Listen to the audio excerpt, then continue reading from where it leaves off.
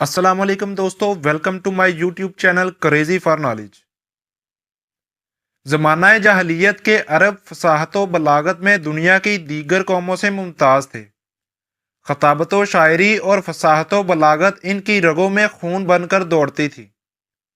انہیں اپنی زبان دانی پر اس قدر غرور تھا کہ وہ اپنے سوا تمام لوگوں کو عجم یعنی کہ گونگے کہا کرتے تھے۔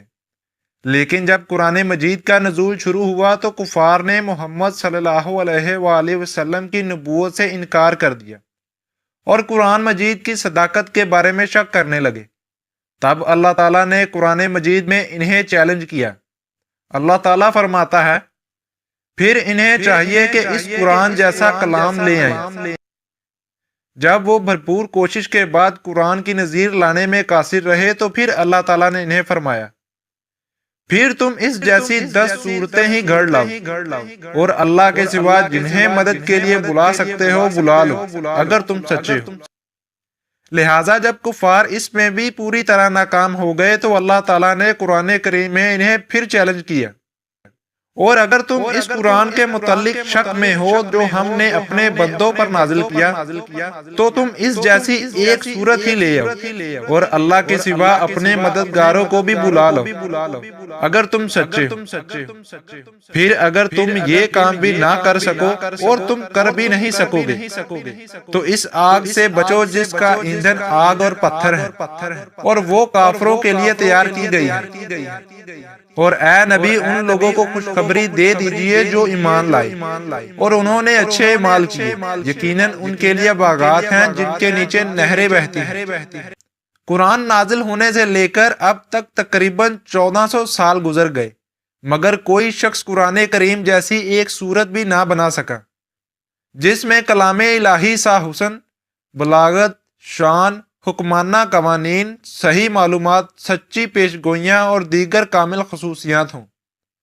اس کے بعد قابل غور بات یہ ہے کہ قرآن کریم کی سب سے چھوٹی سورت الکوثر ہے جس میں فقط 10 الفاظ ہیں، مگر نہ کوئی اس وقت اس چیلنج کا جواب دے سکا اور نہ اب دے سکتا ہے۔ بعض کفار عرب جو نبی صلی اللہ علیہ وآلہ وسلم کے دشمن تھے، انہوں نے اس چیلنج کا جواب دینے کی کوشش کی تاکہ یہ ثابت کر سکیں کہ محمد صلی اللہ علیہ وآلہ وسلم جھوٹے ہیں، نعوذ باللہ، مگر وہ ایسا کام کرنے میں ناکام رہے۔ ان میں ایک شخص کذاب بھی تھا جس نے محمد صلی اللہ علیہ وآلہ وسلم کی زندگی کے آخری دنوں میں نبوت کا جھوٹا دعویٰ کیا، اور اس نے قرآن کریم کی بعض صورتوں کی نقل کرنے کی ناکام کوشش بھی کی۔ مثلاً اس نے بیان کیا، ہاتھی ہے، اور ہاتھی کیا ہے، اور تم کیا سمجھے ہاتھی کیا ہے، اس کی ایک موٹی دم ہے اور ایک لمبی سونڈ ہے۔ یہ تھا کذاب کا بیان۔ کذاب نے ترنم کی خوش آہنگی میں لاجواب اور حکمت و معانی سے بھرپور سورۃ العادیات کی طرز میں بھی فضول طبع آزمائی کی اور مینڈکی پر چند بے معنی قافیہ دار جملے بھی گڑے، مگر اس میں بھی ناکام رہا۔